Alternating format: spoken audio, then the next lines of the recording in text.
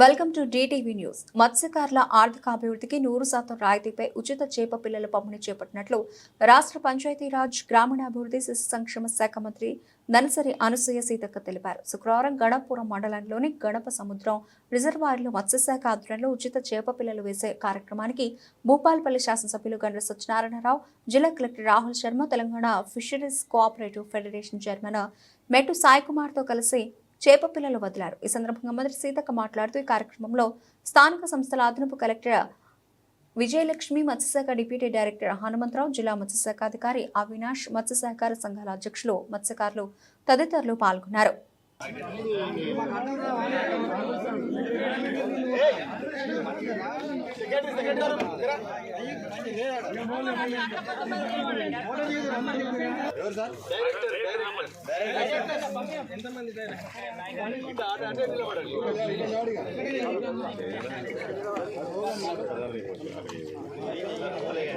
ఎంకన్నా లైట్ పడతాను చూడాలి మరి.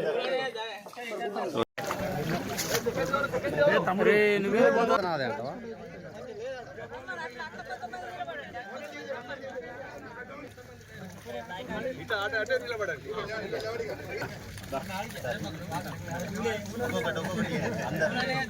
సార్ బుట్ట చెప్తాడు.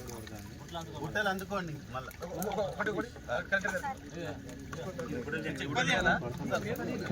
అదే ఆగుతలేవు.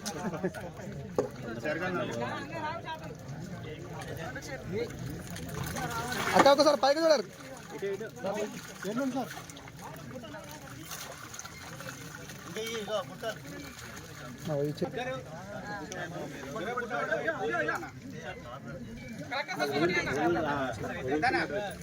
అరే